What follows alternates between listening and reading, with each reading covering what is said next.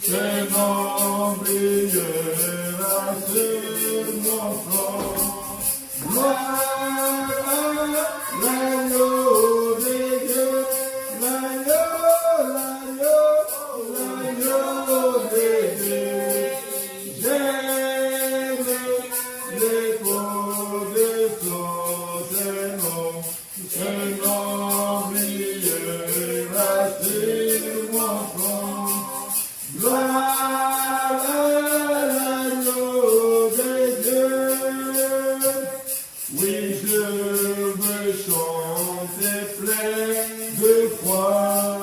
Gloire à l'agneau de Dieu, que mon sauveur est mort pour moi.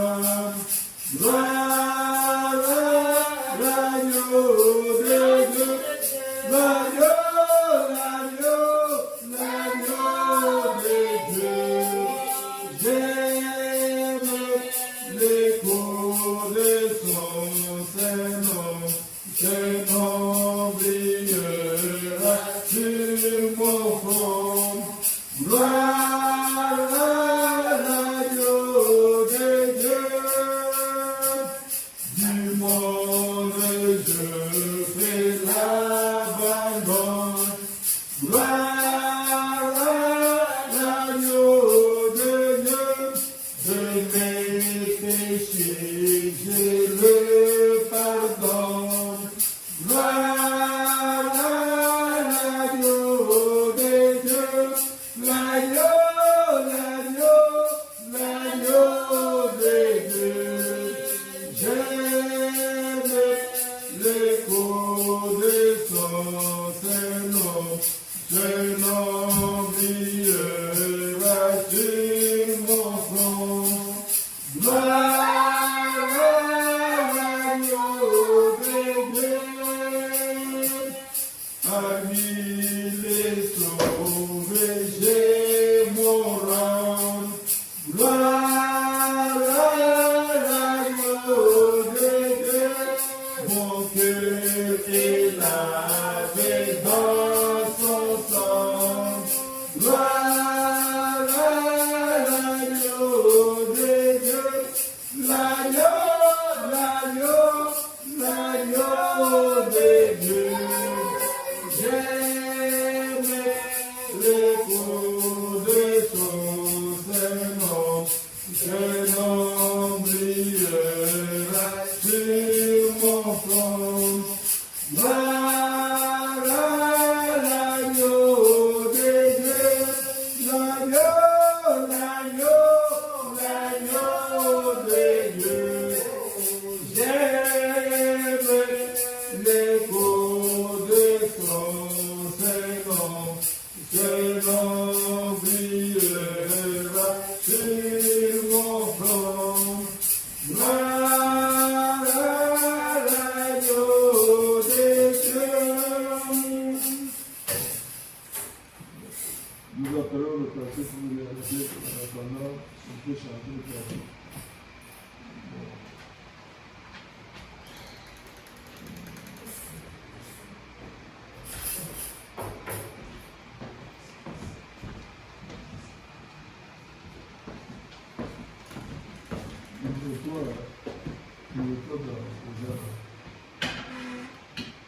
Je vais chanter, louer mon Dieu, dans tous les temps, dans tous les lieux, que dans ma vie, tout glorifier le nom puissant d'Emmanuel. Alléluia, Alléluia. Avec les anges dans le ciel. Alléluia, Alléluia. Célébrons tous Emmanuel. Je vais chanter mon exemple, l'amour profond de mon sauveur, Chamo sanglante et triomphante, ma franchise du jour du péché. Alléluia, Alléluia, gloire à Jésus, je suis sauvé. Alléluia, Alléluia, oui, sauvé pour l'éternité. Exaltons et célébrons le nom de notre Dieu, chantons dans l'allégresse, soyons sans cesse, vous tous qui souffrez malheureux. Alléluia. Non plus de larmes dans vos yeux. Alléluia, Alléluia. Venez, il veut vous rendre heureux. Que notre Dieu vous bénisse richement. Après la route, pour nous la chair.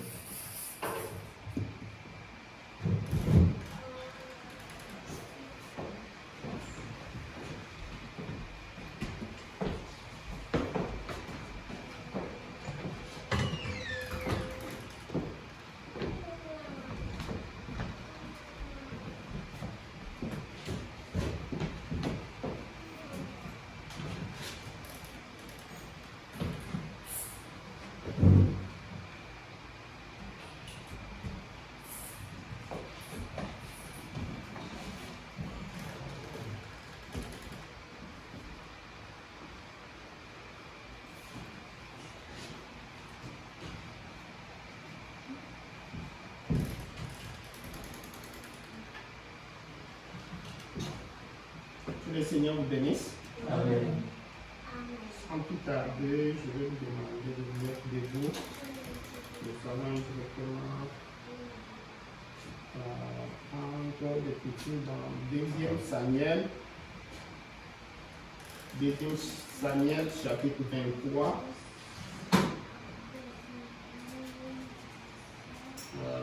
Je vais commencer depuis le 11e verset.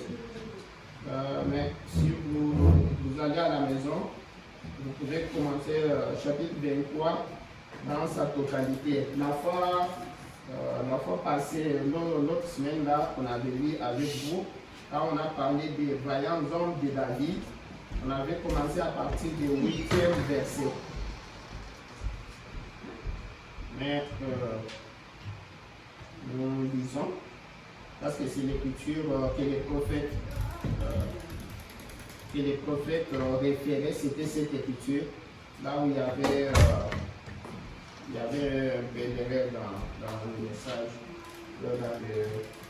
dans la brochure, là, c'est ça, ce qu'on avait. Nous lisons 2 Samuel 23, vous allez commencer, vous, à la maison à partir du premier verset, ou bien 8e verset qu'on avait dit, mais moi je commence ici pour gagner le temps. 11e verset. Disons, après lui, Shama, fils d'Ali, d'Ara, les Philistins s'étaient rassemblés à l'Échi. Il y avait là une pièce de terre remplie de lentilles et le peuple fuyait devant les Philistins. Shama se plaçait au milieu du champ, les protégea et battit les Philistins. Et l'Éternel opéra une grande délivrance.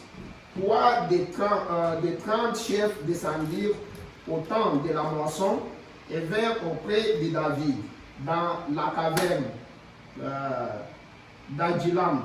Lorsqu'une troupe de Philistins était campée dans la vallée de Réphaïm, David était alors dans la forteresse et il y avait un poste de Philistins à Bethléem. Et même bien cela, verset 14, David était alors dans la forteresse et il y avait un poste de Philistins à Bethléem. David eut un désir et dit, qui me fera boire de l'eau de la citerne qui est à la porte de Bethléem? Alors les 3 vaillants hommes passèrent au travers du camp des Philistins et puisèrent de l'eau de la citerne qui est à la porte de Bethléem. Ils l'apportèrent et la présentèrent à David, mais il ne voulut pas la boire et il la répandit devant l'Éternel. Il dit, loin de moi, ô Éternel, la pensée de faire cela, boirai-je les sangs de ces hommes qui sont allés au péril de leur vie et ils ne voulurent pas boire. Voilà ce que firent ces 3 vaillants hommes. Je prie que vous allez vous mettre. Dieu d'amour, Dieu tout-puissant. Éternel, c'est ton nom. Le Seigneur Jésus-Christ, le Dieu manifesté dans cet âge de la parole. Nous te louons, nous te bénissons, nous te glorifions. Béni soit ton Seigneur pour ce jour. C'est un jour qui m'a fait beaucoup de joie, Seigneur, pour certains messages et de voir ton peuple devant toi. Je te bénis, Seigneur. Bénis-nous, nourris-nous, Seigneur. Sois avec nous du début à la fin.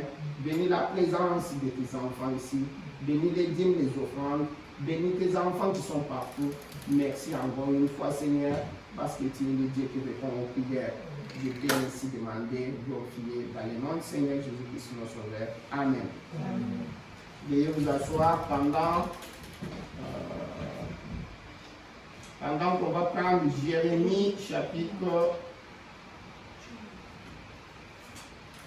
Jérémie chapitre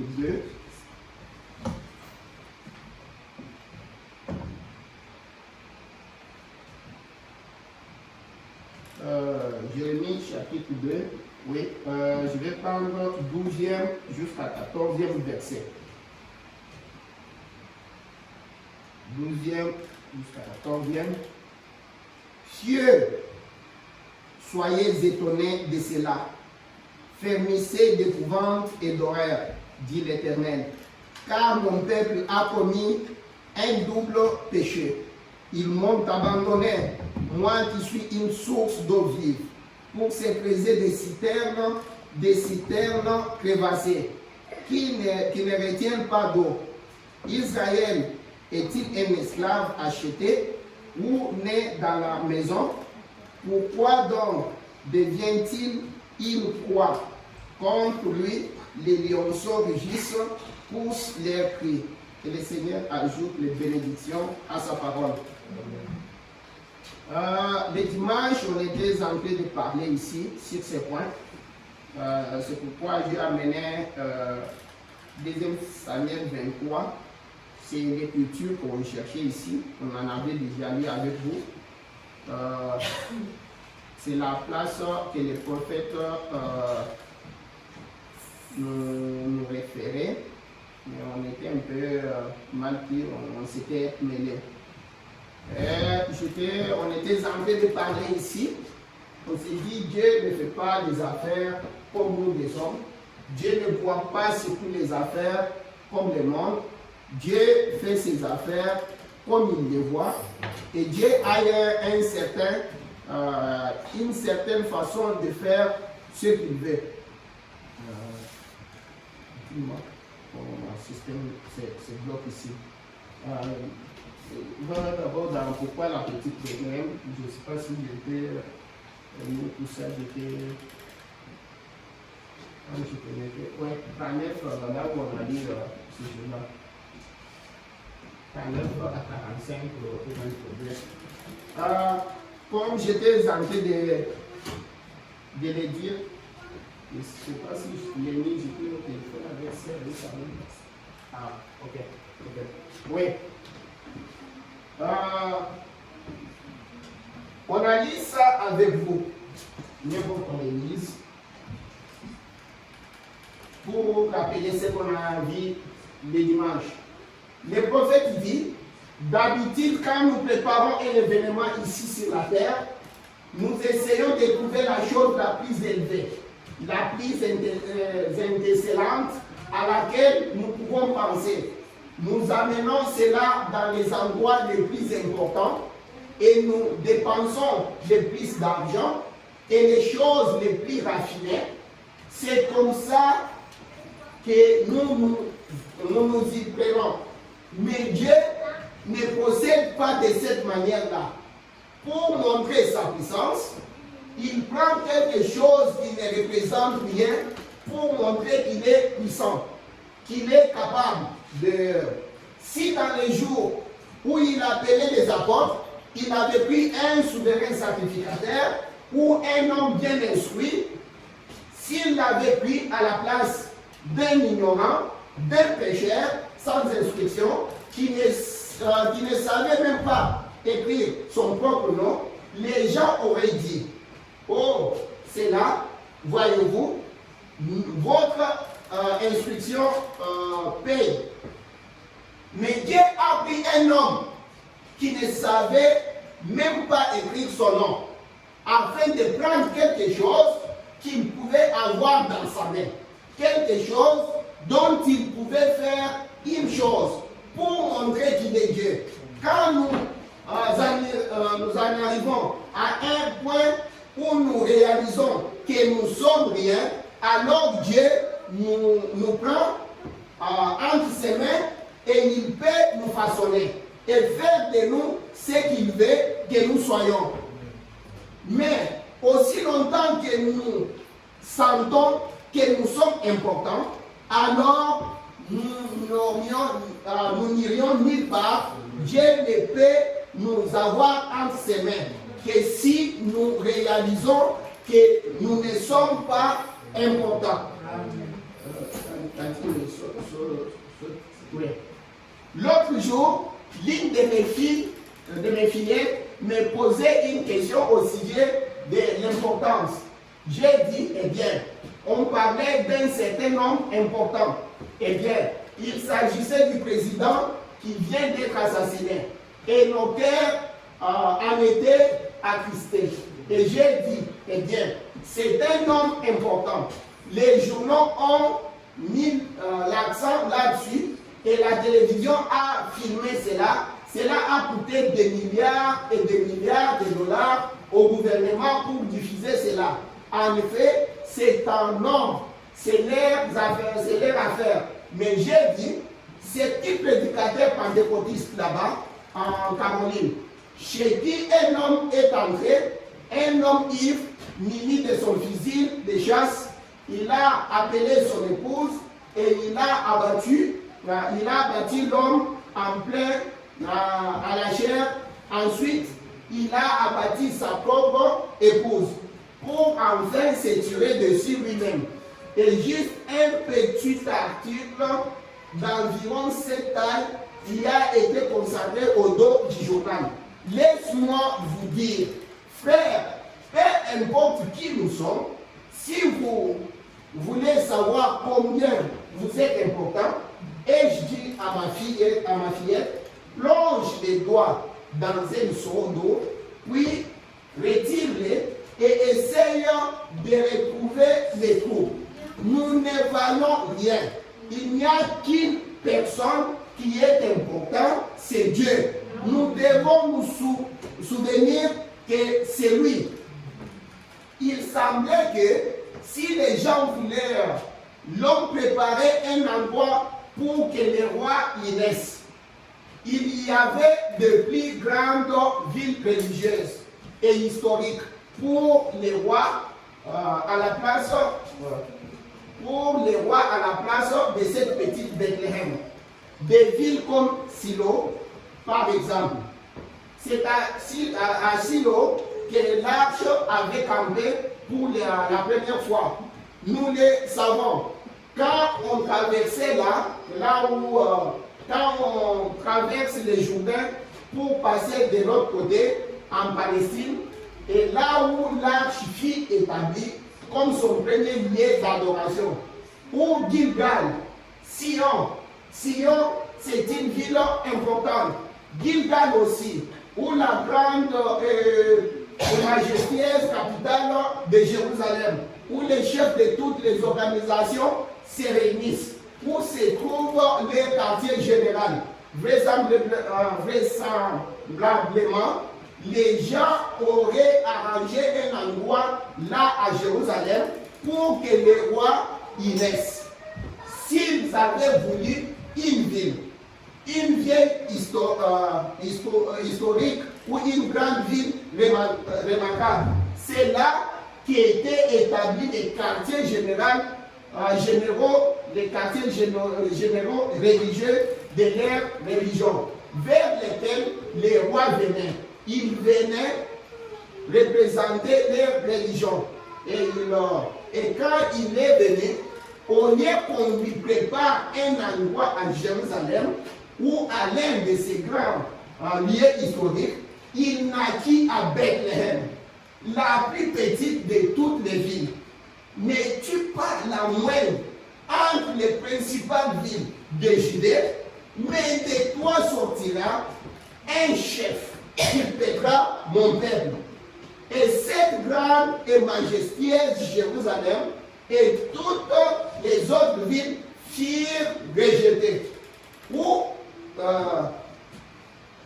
peut-être qu'on aurait pu prendre l'île des villes de refuge, les villes importantes telles que Hébron, Cadès ou Ramoth en Galade, l'une des grandes villes de refuge, car il devait être notre refuge. Le Seigneur devait être notre refuge. Il est notre refuge. Nous, on aurait pensé comme ça. Si nous devions essayer d'arrêter cela dans notre propre esprit, nous aurions probablement pris eh bien, maintenant, si ce grand roi vient, lui qui sera notre refuge, il doit naître dans l'une des grandes villes de refuge, qui sont des mémoriaux. Les villes telles que Ramoth en Galade ou au Cadès, ou l'une d'elles. Nous aurions essayé d'arrêter cela comme ça dans nos esprits. Mais, voyez-vous, Dieu a d'autres façons de faire les choses. Il sait faire les choses comme il faut. Et maintenant, avec la pensée et l'aide de Dieu, nous allons essayer de dire pourquoi ceci est arrivé. Car tout marche parfaitement dans les grands programmes de Dieu. Et je désire que vous qui êtes ici à Phoenix et dans les parages, vous essayiez de saisir ceci. Que vous vous souveniez que Dieu sait ce qu'il fait. Voyez-vous? Et il utilise des moyens simples pour faire cela. En fait, s'il fait une chose en utilisant quelque chose de très remarquable, alors Dieu ne fait jamais des choses comme cela. Il ne l'a jamais fait dans toute l'histoire de la Bible. Dieu n'a jamais traité en aucun moment, il n'a jamais pris un groupe de gens. Écoute comment il parle avec la chose. Il vient de tomber sur, il n'a jamais pris un groupe de gens. Comment vous reliez ça? Nous sommes en train de partir.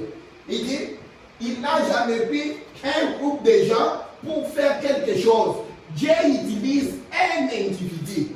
Il s'agit de vous, une seule personne. Et Dieu ne change jamais son programme. En fait, son premier programme reste toujours le programme auquel il doit s'en tenir.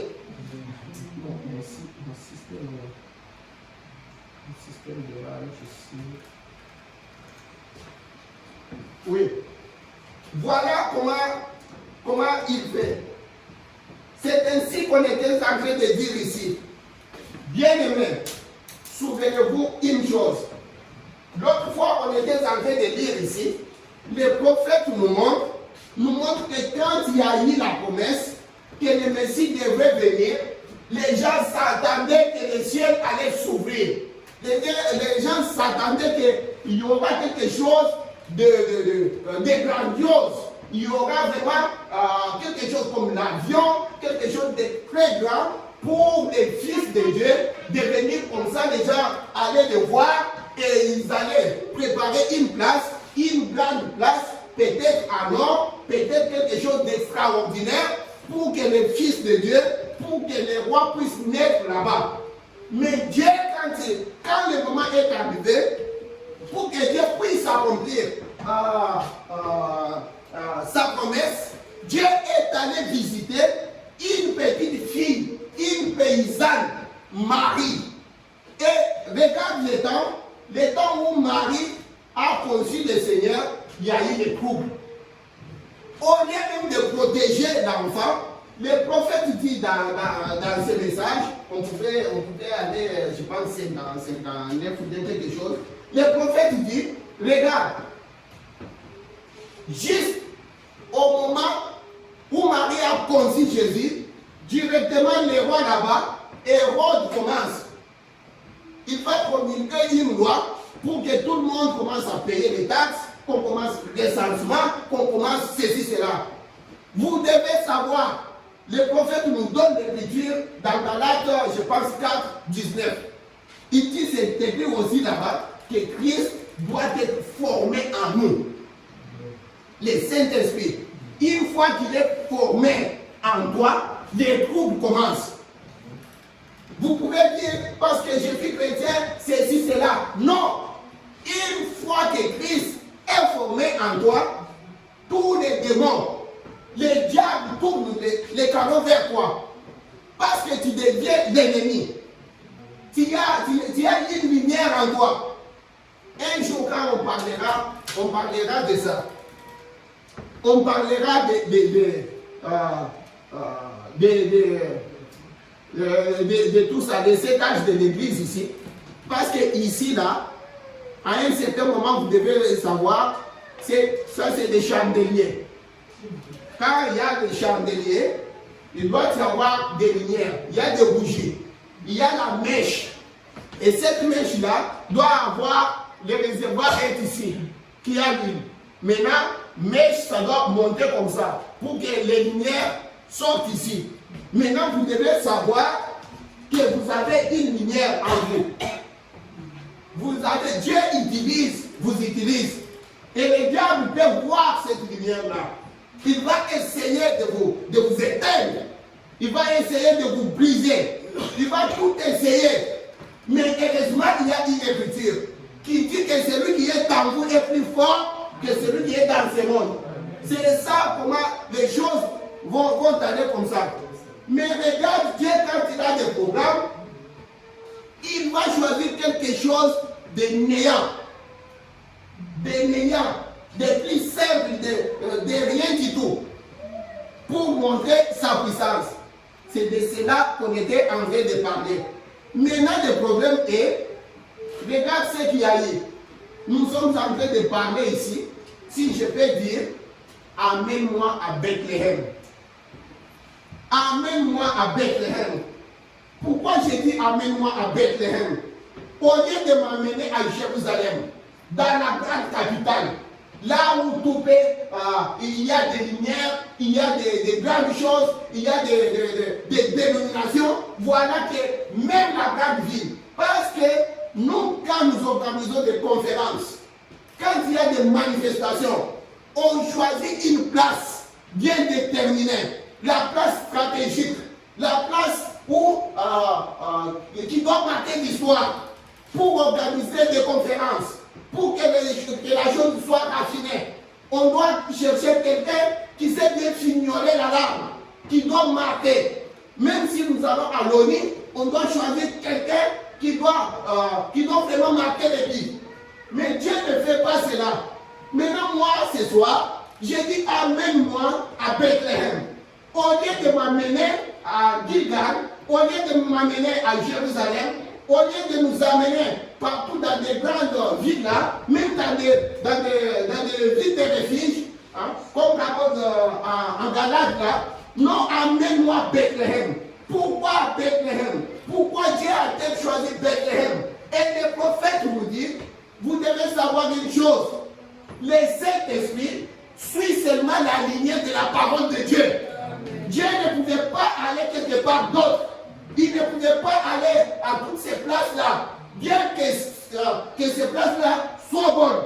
Mais il est allé à Bethléem, parce que Bethléem, c'était même sa nature, c'était même son nom. Dieu ne suit que cela. Il suit que la lignée de sa parole. C'est ainsi que nous devons aller où? Nous devons aller à Bethléem. Mais regardons une chose. Les prophètes nous disent, comme on était en train de parler aussi de David, on a dit avec vous comment il faisait les types. David les types et Christ les types. Il prenait les gens des nations. Il prend ces gens des nations qui étaient avec David qui était rejeté, un roi fugitif. Il prend maintenant la parole qui est Christ. Christ est né en dehors, dans l'âge de la Odyssée. David était un fugitif. On a dit avec vous dans la Bible. Et pendant qu'il était dans la forteresse, pendant qu'il est allé se cacher là-bas, à Jérusalem, dans la grande capitale, il y avait déjà les militaires en garnison. Et aujourd'hui, regarde cette laïe. Christ dehors, qu'est-ce qu'ils font? Maintenant, les dénominationnels vont aller tous ensemble. Ils vont aller tous ensemble en garnison contre la parole de Dieu. Maintenant, qu'est-ce que vous devez faire? Le prophète dit, si il dit, je suis à la porte, je suis en train de toquer. Si tu sors, si tu écoutes ma voix, tu ouvres, tu sors, là je vais manger avec toi. Mais pour rencontrer la parole, tu dois d'abord sortir des dénominations. Parce que les dénominations, qu'est-ce qu'ils ont fait? Ils ont mis cela en garnison. Ils sont en garnison contre la parole de Dieu. Maintenant, vous devez sortir comme les gentils. Parce que l'épouse du temps de la fin, c'est l'épouse des gentils. Nous sommes les gentils. Voilà que les hommes, les voyants hommes de David, devraient se frayer un chemin. Comme le prophète nous a montré ici hier. Devraient d'abord se frayer un chemin pour aller chercher de l'eau. Les désirs de David. C'est que David avait comme désir. Maintenant, nous, il faut se frayer un chemin pour sortir, pour aller rencontrer le Christ. Attends, je vais que je lise d'abord une chose ici. Maintenant, Dieu est en train de se demander. On a dit à Jérémie, il dit, mais pourquoi il y a un problème ici? Pourquoi ces gens ici, moi j'ai donné ma vie, Dieu a tant aimé le monde qu'il a donné son Fils unique pour qu'il quiconque croit en lui ne périsse point, qu'il ait la vie éternelle. Mais Dieu dit, ciel, étonné. Étonnez-vous les gens. Regarde ces peuples. Qu'est-ce que j'ai fait? Ils m'ont abandonné moi, la source d'eau vive, pour aller puiser dans des citernes crevassées. Qu'est-ce qui se passe? Qu'est-ce que j'ai fait? Qu'est-ce que je n'ai pas fait? J'ai donné mon Fils unique, afin que quiconque croit en moi, qu'il ait la vie éternelle. Et je donne ça gratuitement. Mais pourquoi ces peuples? Étonnez-vous d'abord. Pourquoi ces peuples m'abandonnent? Ils m'ont laissé moi. Attends, il faut que je lise un peu. Le système est en train de bloquer. Je n'aurai même pas le temps.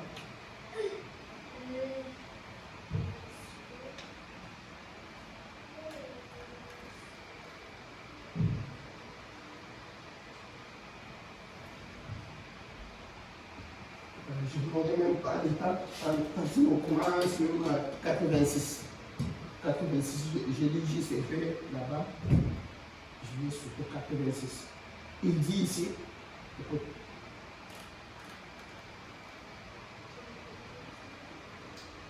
Le système bloque, ça bloque. Écoute. Pourquoi la petite Bethléem aujourd'hui c'est?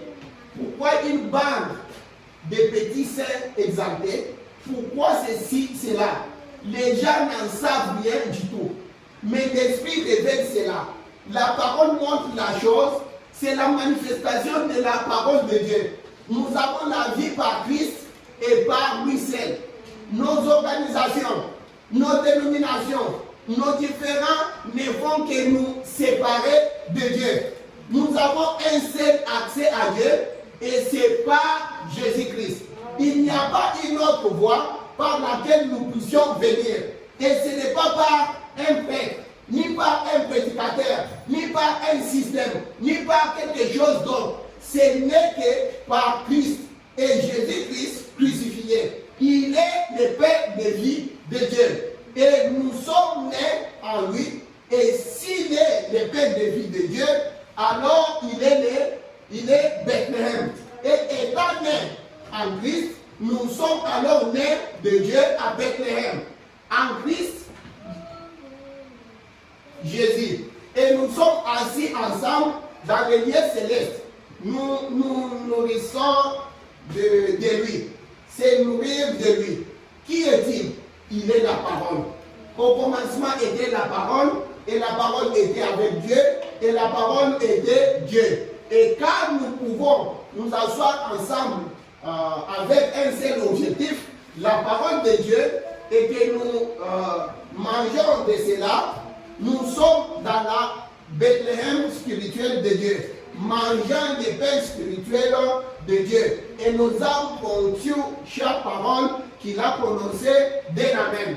Nous nous régalons de cette nourriture céleste des anges. Quand il dit, voici les miracles qui accompagneront ceux qui auront cru, les credos ou les dénominations disent, oh, il n'en est pas ainsi. Mais le vrai homme qui est né à Bethléem dit, amen. Les œuvres que je fais, vous les ferez aussi. Les dénominations disent que c'est un temps d'émotion fabriquée. Mais le véritable habitant de Bethléem dit amen, parce qu'il est satisfait de cette nourriture. Saute pour voir ça blessé. Est-ce que ça.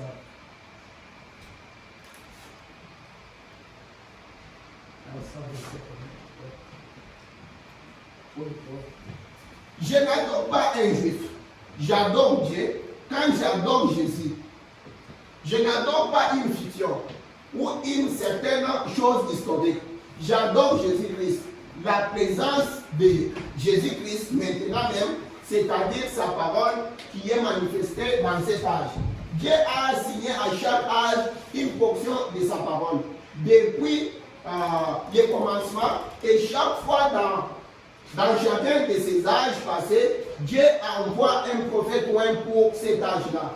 Au temps de Noé, au temps de tous les autres, quand il a fait des promesses, peu importe dans quel genre de conditions se trouve l'Église, il fait toujours cela. Il envoie un homme nouvel. En effet, la parole du Seigneur vient au prophète. Et il s'est tenu là. Chaque prophète, et quoique condamné par les organisations de cet âge-là, il s'est tenu néanmoins sur la parole et rendait la parole vivante.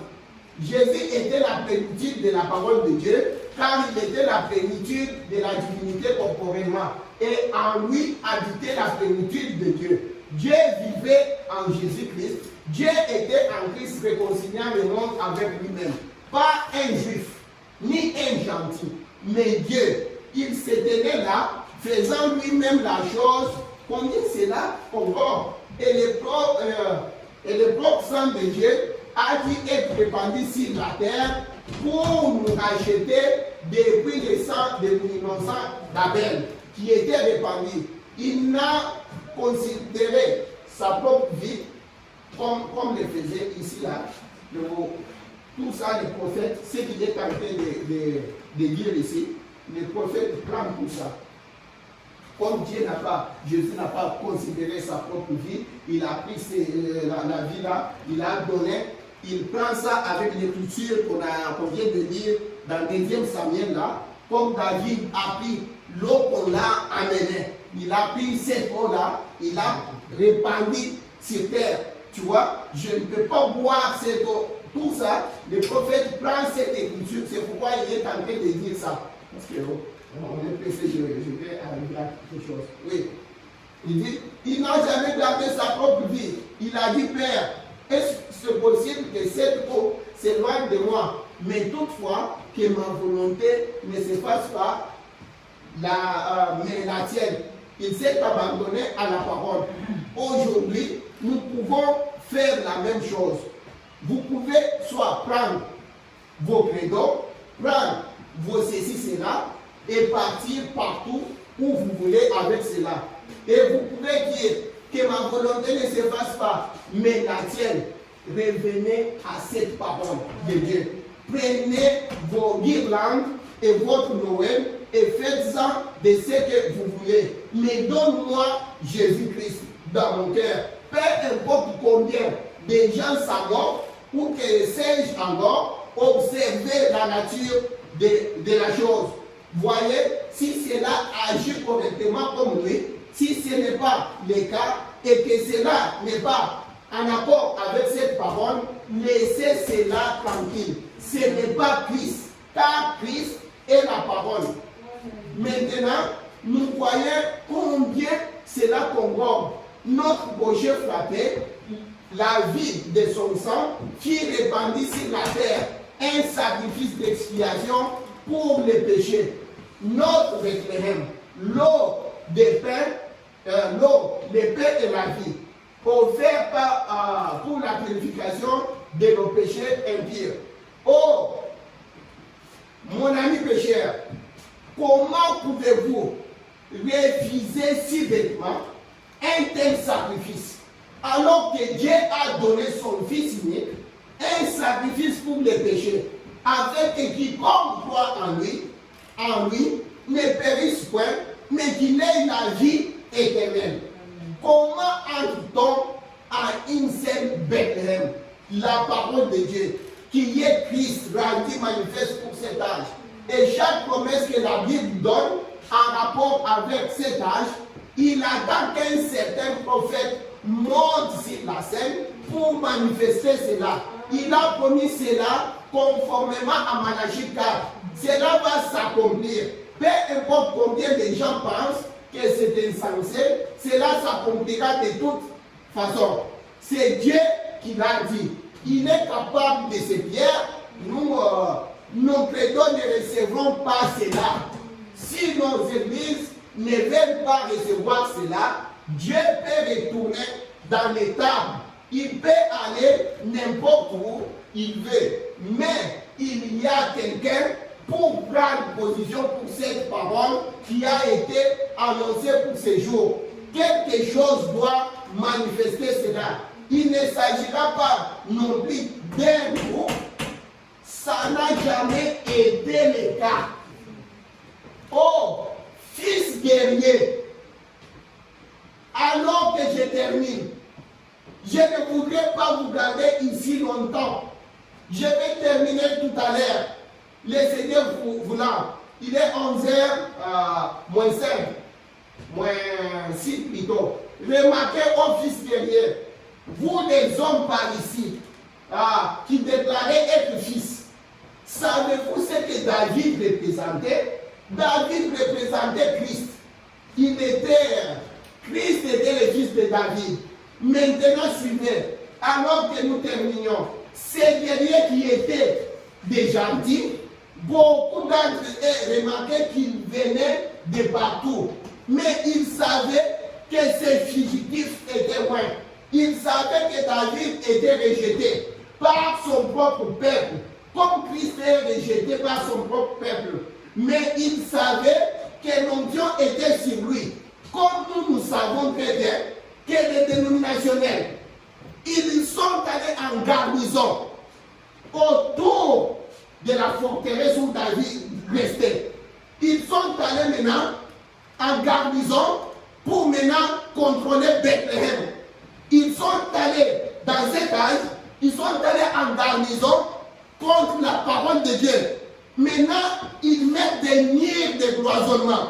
Ils mettent des murs de façon qu'on ne peut pas quitter pour aller vers la parole. Aujourd'hui, comme ici à Québec, Va parler à quelqu'un de la parole de Dieu. On t'amène en prison tout de suite. Mais elles peuvent nous insulter. Elles peuvent parler de tout ce qu'ils veulent. Elles peuvent parler des choses bizarres, des choses honteuses. Là, c'est normal. Même à la radio, on peut parler. Même à la télé, on peut parler. On peut... comment c'est quoi? C'est gilet ou quoi? Comment ils disent ça? Les trucs qu'ils prononcent là pour on peut s'appeler, on peut te dire n'importe quoi. Là, tout le monde, c'est bon. Tout le monde rigole. Maintenant, toi, prends la parole. Ils sont dans la garnison. Si tu parles sur YouTube, tu vas voir comment maintenant il y a eu, papa organisé quelque chose il n'y a pas longtemps, comme il va aussi venir ici, comme réunion de famille mondiale. Hein? C'est hier, c'est quand. Tu vois, tout le monde, le prophète dit, comment deux peuvent marcher ensemble sans en être convenus. La parole demande ça. Tu vas voir, tout le monde va aller ensemble. Maintenant, en garnison contre la parole. Maintenant, toi, avec la pure parole, tu vas voir qu'ils vont venir contre toi. Maintenant, regarde ces guerriers. Regarde ces gentils. Regarde ces vaillants hommes de la vie. Ils étaient des gentils. Et vous, qui êtes en train d'adorer Christ, la parole, l'épouse du temps de la fête, est formée des gentils d'abord. Tu vois? Est formée. Regarde. Nous sommes là. Maintenant, ces guerriers qui étaient des gentils, beaucoup d'entre eux, comme maintenant encore, l'épouse du temps de la fête, est formée. Beaucoup d'entre eux sont formés d'abord des gentils. Tu vois, une petite partie par-ci, par-là, comme dans le premier âge, comme des Paul, des gens sont là, mais l'épouse du temps de la fête, c'est des gentils. Maintenant, regarde. Remarquez qu'ils venaient de partout, mais ils savaient que ces fugitifs étaient loin. Mais nous, l'épouse du temps de la fête, nous savons que la parole qui est rejetée, la parole qu'on refuse partout, qu'on se moque de cette parole ici, cette parole viendra en puissance. Cette parole, nous le savons. Ils savaient que David était rejeté par son propre peuple. Mais ils savaient, et nous aussi, nous savons que les dénominationnels qui sont appelés les soi-disant croyants ont rejeté cette parole. Mais cette parole va venir en puissance. Il dit, ils pouvaient remarquer cela. Et ainsi, ils se sont tenus jusqu'à ses côtés. Nous nous tenons à côté de la parole. Advienne que pourra. Quitte à mourir, c'était des vaillants hommes. Peu importe que le monde extérieur n'ait pas pris cela. Son propre peuple l'avait chassé. Il ne voulait rien avoir avec lui. Saul l'avait chassé, Saül. L'avait chassé. Les chefs de la dénomination l'avaient chassé. Il n'avait rien à voir avec. Les conseils l'avaient chassé. Il était devenu un fugitif. Il devait aller n'importe où qu'il pouvait. Les voilà là-haut, dans les montagnes. Regarde la parole aujourd'hui. La parole de c'est où rester. Je vous dis même ce brochure ici. Il y en a maintenant qui piétinent ça. Il y en a, on utilise maintenant ça. Il y en a, il y en a qui jettent. Tu vois, la parole est laissée. Il ne sait pas où rester. Là, il est en train de toquer à la porte. Un fugitif. Comme quelqu'un qui est délaissé. Il va maintenant revenir dans son église. Les portes sont fermées. Parce que les dénominations sont allées en garnison. Ils ont construit des murs de cloisonnement. Maintenant, qui peut entrer? Qui peut maintenant fuir? Qui peut se frayer le chemin? Venez avec moi à Bethléem. Amenez-moi à Bethléem. Pas à Gilgal, pas à Jérusalem, pas dans des bars. Les prophètes nous disent, si on avait le temps, j'allais vous montrer. Les prophètes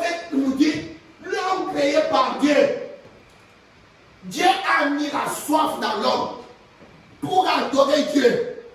Maintenant, mais tout ce monde ici, ils savent très bien que l'enfer les attend. Ils le savent. Maintenant, pour se débarrasser de l'idée de l'enfer, ils se disent, au lieu d'aller commencer à prier, de devenir un bon chrétien, c'est difficile. On n'aime pas ça. On aime le divertissement. Allons même nous réunir dans des dénominations. Allons même là-bas. Pourtant, la soif qu'ils ont, c'est la soif d'adorer Dieu. Mais au lieu d'aller adorer Dieu, les prophètes disent, faites attention. Si vous avez soif de Dieu, vous voulez adorer Dieu, soyez-en sûrs que vous l'avez trouvé. Sinon, le diable va vous tromper avec cela. Tu vois? Disons d'abord ce que les prophètes disent. Il dit, mais il y avait un petit groupe d'hommes constitué de gentils, et ainsi de suite, qui considéraient cet homme et qui savaient qu'il allait devenir roi. Et il en est de même aujourd'hui des véritables et vaillants soldats de la foi de cette parole, qui savent que cette parole promet que Jésus va revenir. On ne s'intéresse pas aux millions de dollars pour ceci et aux millions de dollars pour cela, mais je m'intéresse au retour de Jésus-Christ. Ô dernier Fils de Dieu, quel est votre problème? Quelle est votre position aujourd'hui? Alors que nous voyons que la Bible prédit qu'il est un fugitif aujourd'hui, qu'il est chassé de son église, qu'il est chassé des organisations. Et vous le savez, il est inutile de se cacher cela. Et c'est la vérité. La Bible a dit qu'il en sera ainsi. Sortez de ces marques de la bête. Sortez de cela. Considérez ces hommes. Ils ont tiré leurs épées. Qu'est-ce? Son désir était de boire de l'eau fraîche. David, quel type de séjour? Notre David, Christ, nous savons qu'il est traité de ces exaltés. Il est chassé d'un côté, traité de fanatique pour tout, rejeté par les églises. Ils ont établi leur credo, et tout en cette Noël. Comme les gens l'avaient fait à la première Noël. Nous savons cela. Mais nous savons que cette parole demeure à toujours la vérité. Et qu'elle doit être accomplie. Et le désir de Christ est que les hommes de guerriers prennent position. Amen. Oh, venez vous tenir à mes côtés. Allons-y à Bethléem. Comme ce soir, je peux vous dire, y a-t-il quelqu'un qui peut se tenir à nos côtés pour qu'on aille jusqu'à Bethléem, pour qu'on puisse quitter maintenant Jérusalem, qu'on puisse quitter Silo, qu'on puisse quitter tout ce que nous connaissons, qu'on puisse quitter des dénominations, quitter les choses honteuses que les gens font en cachette, pour qu'on aille jusqu'à Bethléem. En Bethléem, là c'est la petite. Ce n'est pas la grande ville. Ce n'est pas pour chercher ceci, chercher cela, chercher tout. Mes frères et sœurs, dis-moi, c'est pourquoi j'ai toujours dit, quand on parlait même de l'argent, je vous avais dit ici, l'argent n'apporte pas le bonheur. L'argent c'est un moyen d'échange. Nous en avons besoin. Mais quittons tout ce qui n'est pas la parole de Dieu. Tout ce qui n'est pas la parole de Dieu. Le bonheur, on le trouve en Christ. Le bonheur, quand la Bible nous disait qu'il trouve une femme trouve le bonheur, savez-vous, je vous avais dit ici, le bonheur c'est un bien ultime. Quand tu trouves le bonheur, tu n'as pas besoin de chercher quelque chose d'autre. Et là, la Bible, quand la Bible parle, parce que quelqu'un qui trouvait sa femme n'avait pas encore besoin d'aller chercher quelque chose d'autre ailleurs. Mais avec les idées d'aujourd'hui, quelqu'un, il trouve les diamants. Quand il trouve les diamants, c'est pourquoi? Pour aller vendre, pour trouver l'argent. Et l'argent, si l'argent était le bonheur. pourquoi vous devez prendre l'argent pour aller acheter la voiture? C'est-à-dire que la voiture est plus importante que l'argent, n'est-ce pas?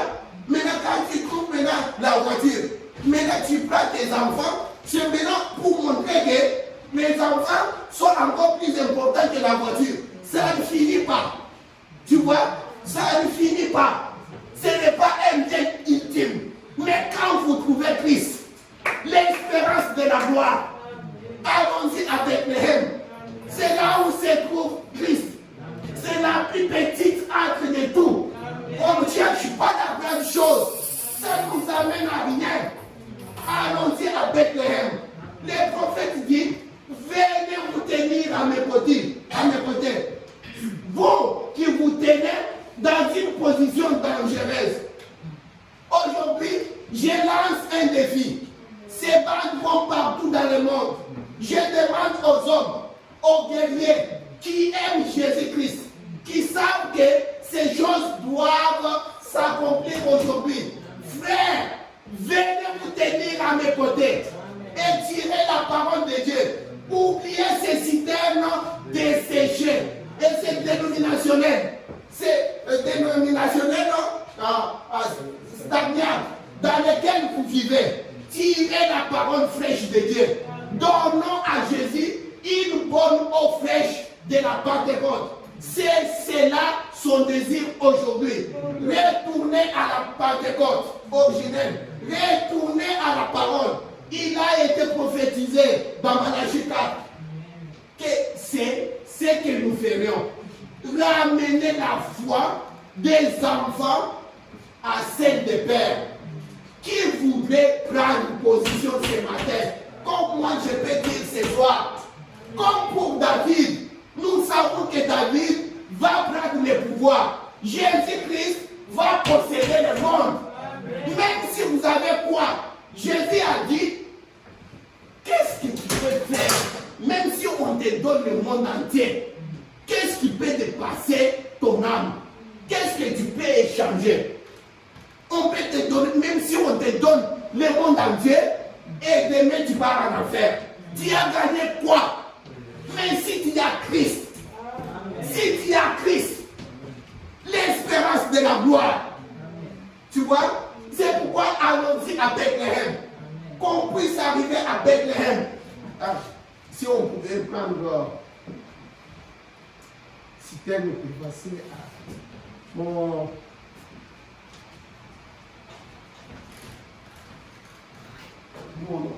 truc est en train de dégeler.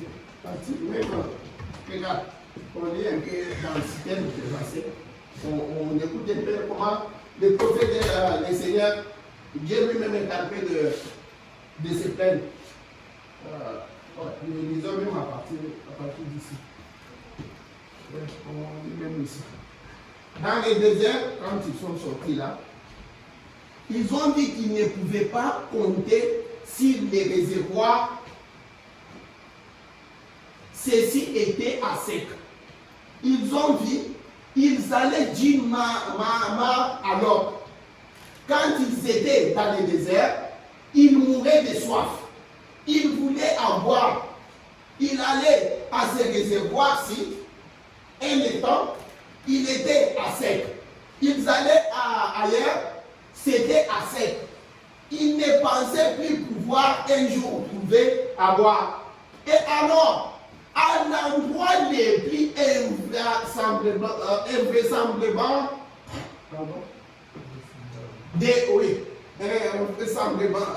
semblable de tous les déserts, c'est là qu'ils ont trouvé l'eau. Voilà comment Dieu est bizarre.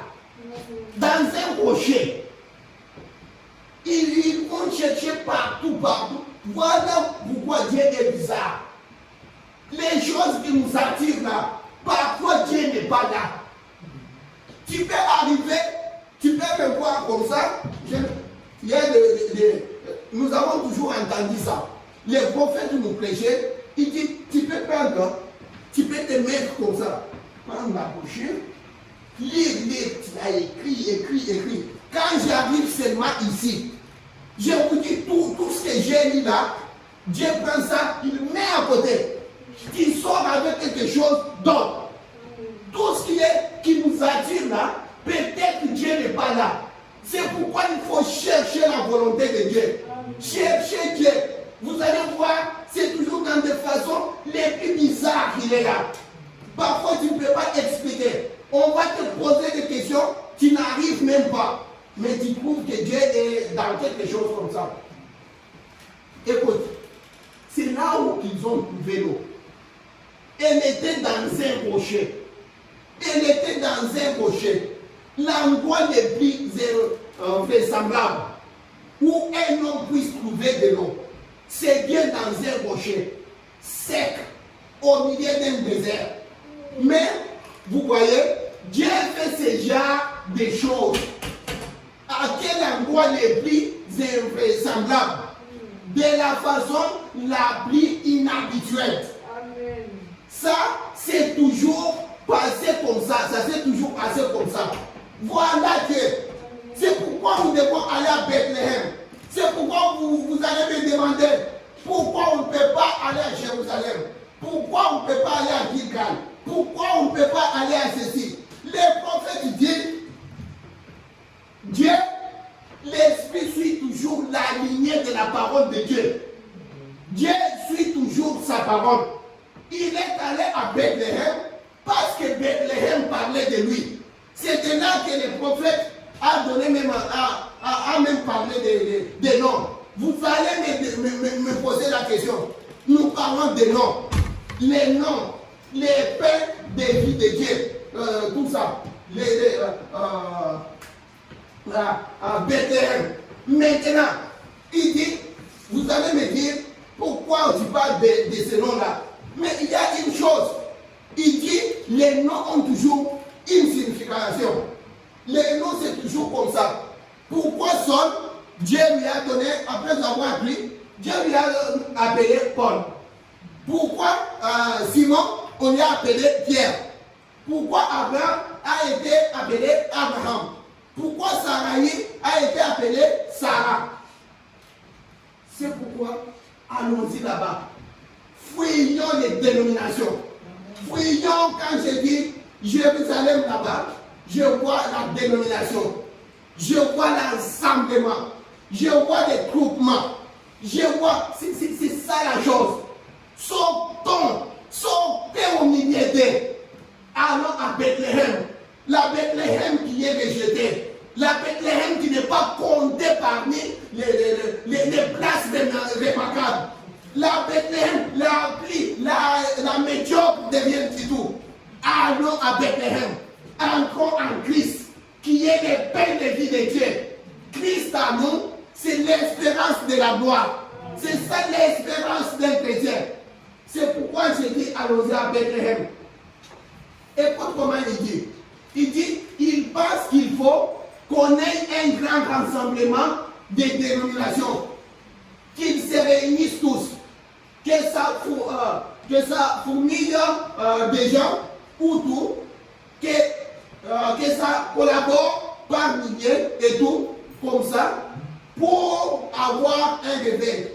Parfois, Dieu va prendre les petits hommes qui ne savent même pas son alphabet, ou au beau milieu d'un groupe de gens illettrés qui savent à peine distinguer leur droite de leur gauche.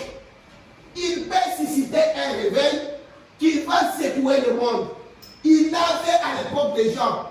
Il l'a fait à l'époque des prophètes. Tu vois? C'est fini. Il dit, oui. Jamais aucun d'eux, pour autant que nous le sachions, n'a eu d'instruction. Mais Dieu pouvait s'emparer d'eux et accomplir quelque chose par eux. De ces rochers sont sortis de l'eau. Il était les rochers. Il a donné ses dons. Les rochers devaient être frappés. Il a donné de l'eau pure, fraîche et propre, en abondance, à tous ceux qui ont accepté de boire. À tous ceux qui ont accepté de boire. Parce que Dieu a aimé le monde. Il a sauvé tous ceux qui ont accepté du bois. Un parallèle parfait de Jean 3,16. Dieu a tant aimé le monde qu'il a donné son Fils unique, que quiconque croit en lui ne périsse point, mais qu'il ait la vie éternelle. Dieu a frappé ces rochers au calvaire. Notre jugement est tombé sur lui. Mais mes frères et sœurs, vous pouvez vous poser des questions. Nous ici, nous sommes nés dans le péché. Nos mamans nous ont conçus dans l'iniquité. Mais comment nous pouvons arriver à la perfection? Dieu lui-même, c'est le travail de Dieu lui-même qui a pris notre place. Lui, il est parfait. Nous a donné cette place-là. Il a pris notre place pour que lui qui est le parfait devienne nous et nous devenons lui. Dieu le Saint-Esprit. Allons rencontrer ce Dieu-là. Toutes les choses ici, toutes les choses que vous voyez ici, les choses attirantes ici, vont rester. Tout ça, c'est du néant. C'est ni le monde à venir quand on n'a pas Christ. Cherchons d'abord la vie éternelle. Allons à Bethléem. Allons les trouver à Bethléem. Quand on sera à Bethléem, alors lui va nous élever. Voilà la chose.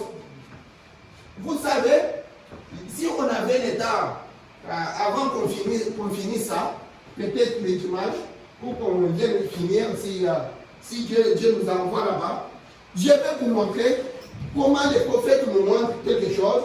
Il nous dit, vous savez, son père qui a toujours dit une chose, ça prend l'ensemble, ça prend tout genre des hommes pour former le monde. Le monde n'est pas formé par une seule nature. Le monde n'est pas formé par les chrétiens seulement. Le monde n'est pas formé par les mauvais seulement. Les papas du prophète lui disaient que ça prend l'ensemble de tout le monde pour former le monde que tu vois ici. C'est-à-dire le monde est mixte.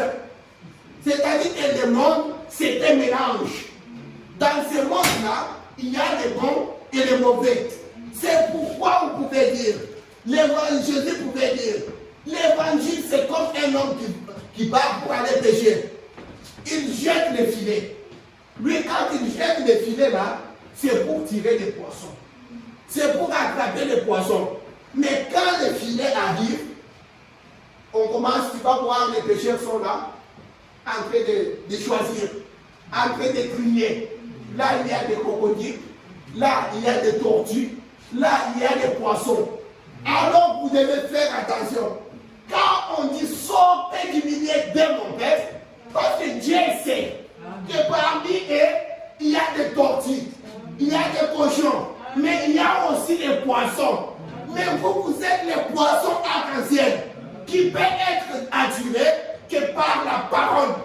C'est pourquoi il vous dit sortez au milieu de mon peuple. Mais quand vous sortez, Branham dit, je suis venu. Je vous dis toujours, Dieu m'a dit, allez les sortir. Sortez au milieu d'eux. Sortez au milieu. Mais quand vous sortez au milieu d'eux, vous allez où? Je vous amène où? Au Branham Tabernacle? Non. Dans l'église? Non. Entrez en Christ. Amen. Voilà mon message. Allons à Bethléem, la plus moindre de toutes. C'est de là que je veux qu'on arrive. C'est ça mon message ce soir. Amen. Nous sortons au milieu d'eux, pas pour rester dans le désert. Nous sortons de l'Égypte, pas pour mourir dans le désert. Nous devons entrer dans la terre promise. Allons avec moi à Bethléem. Voilà, c'était ça mon message. Que le Seigneur vous bénisse.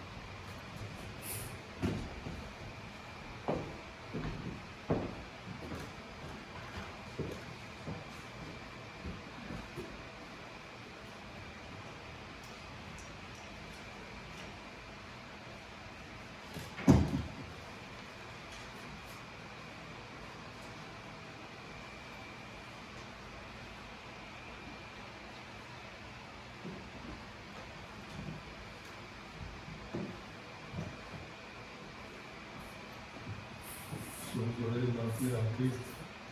Nous allons chanter le 452 pour développer notre histoire et angoissé. Mon cœur angoissé sous le ciel de Dieu, à la fausse des péchés m'avait plongé. De la boue profonde j'ai prié au Seigneur, qui tendre ma main au jour d'oreille. Il m'a sorti de la bondage de Jésus. Il a placé mes pieds sur le roc. Il met un chant dans mon âme ce jour, un chant de louange, alléluia. Il m'a sorti de la bondage de mon Dieu. Il a placé mes pieds sur le roc. Il met un chant dans ce jour, ce chant de louange, alléluia. Il m'a placé près de lui sur les rochers, mes pas sont affermis, j'y demeurerai. Au cœur de ce ton destin, et j'irai jusqu'au couronnement, je tiendrai par sa grâce. Il m'a sorti de la bondage de Jésus. Il a placé mes pieds sur le roc. Il met un chant dans mon âme ce jour, un chant de louange, alléluia. Il m'a donné un nouveau chant de louange, donné chaque les doucement de mes jours. Mon cœur débordant, je suis libre, je loue mon rédacteur qui m'a secouru. Il m'a sorti de la bondage de mon Dieu. Il a placé mes pieds sur le roc. Il met un chant dans mon âme ce jour, un chant de louange, alléluia.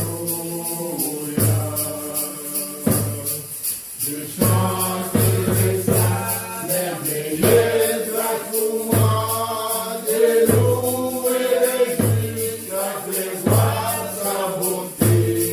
Je chanterai sa chez moi partout, jusqu'à ce que tout entende la parole soit Dieu. Je chanterai sa merveilleuse grâce pour moi, de louer jusqu'à prévoir sa bonté. Je chanterai sa chez moi partout, jusqu'à ce que tous entendent la parole soit vive. Il m'a sorti de la bondage de Jésus.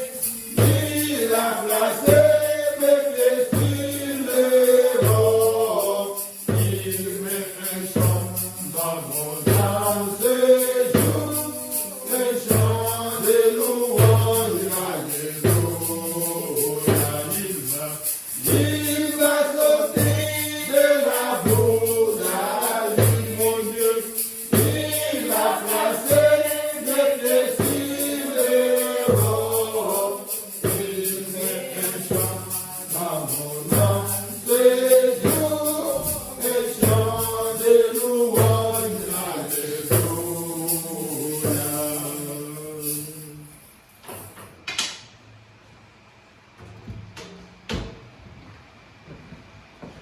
Prions le Seigneur.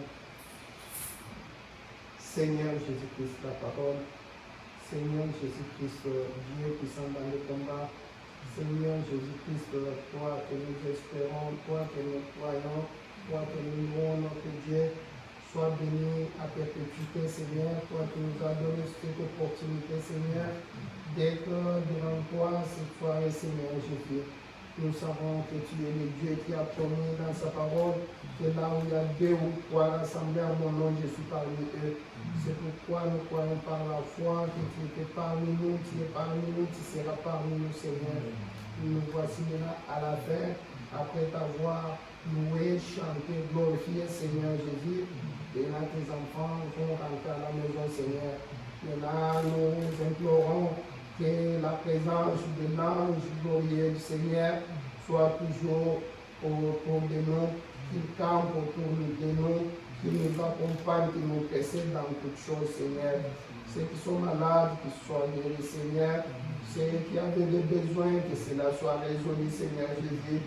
Fortifie-nous quand nous allons retrouver devant toi le dimanche. Nous allons te glorifier. Nous allons ainsi demander dans le nom du Seigneur Jésus-Christ, mon Sauveur. Amen. Amen. Que le Seigneur bénisse. Amen. Nous allons chanter le cantique 169 dans Hosanna pour Jésus, verset 2.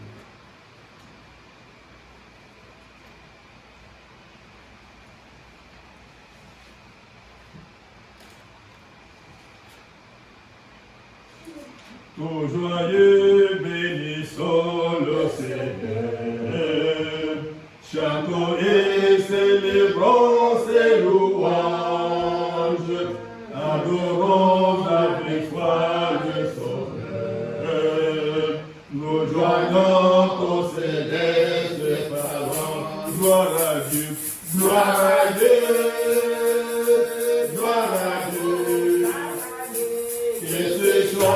Retentisse en tout lieu, gloire à Dieu, gloire à Dieu, que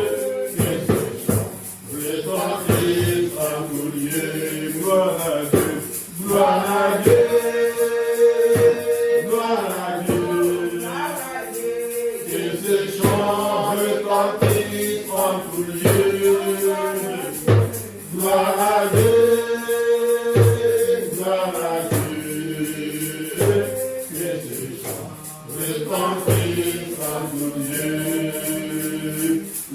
Dansons et du ciel envoya son Fils unique, et la terre et les cieux en ce jour s'unissaient pour chanter ce cantique. Gloire à Dieu, gloire à Dieu.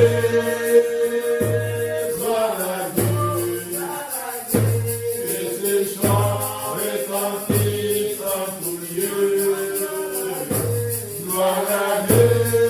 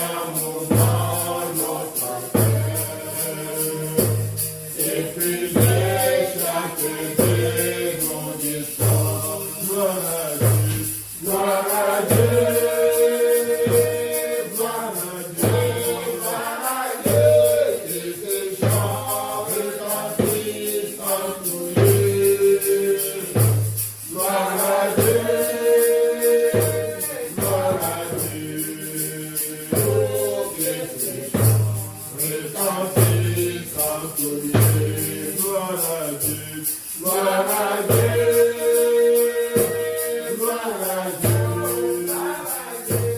que ce chant retentisse en tout lieu. Gloire à Dieu, gloire à Dieu, oh, que ce chant retentisse en tout lieu. Que le Seigneur vous bénisse richement. Amen. Dieu bénisse.